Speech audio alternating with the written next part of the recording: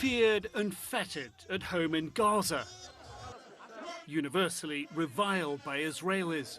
Yahya Sinwar became the Jewish state's enemy #1 for his leading role in Hamas's brutal October 7th slaughter of almost 1,200 people in Israel, triggering Israel's killing of tens of thousands of Palestinians.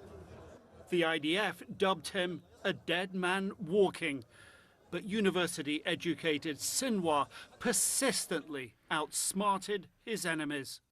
When I was talking to him, he always insisted that we speak Hebrew and not Arabic. Israeli journalist Ehud Yari interviewed Sinwar 4 times during the terror leader's 22 years in Israeli jail.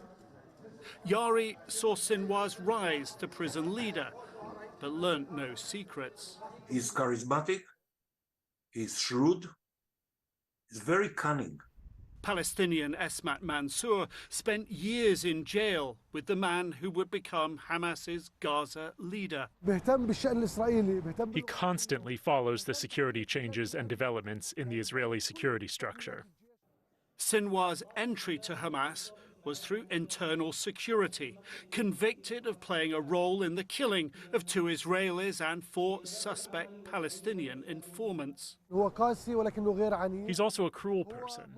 Not violent, but he's capable of cruelty, but within careful political calculations. Born in a Gaza refugee camp to parents who'd fled their home in what is now Israel in 1948, following the Jewish state's creation. His cause was to reverse his people's expulsion from their land.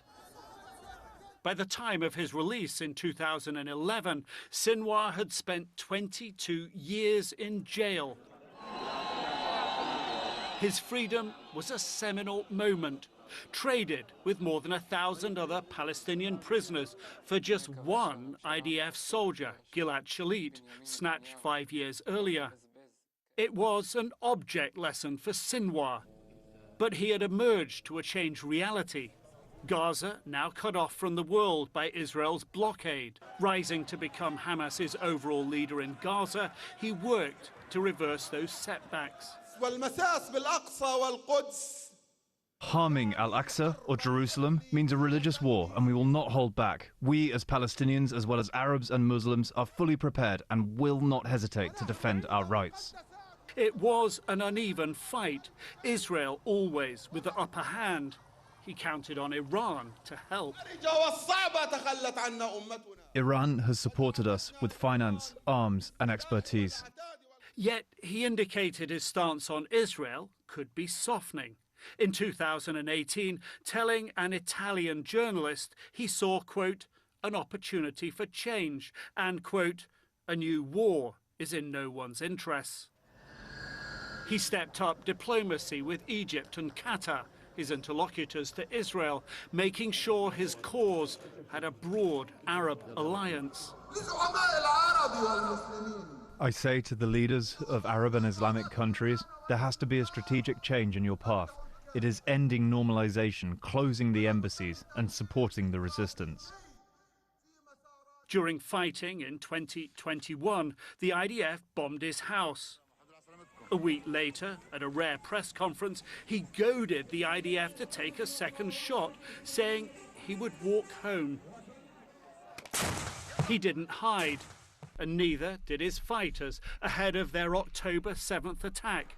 Their training in plain sight, like Sinwar's comments, misread by the IDF, opening the door to a war that has become his legacy. Israel's response resulted in the unparalleled killing of tens of thousands of Palestinians and the destruction of Gaza. Internationally, it raised a previously unseen potent pro-Palestinian lobby.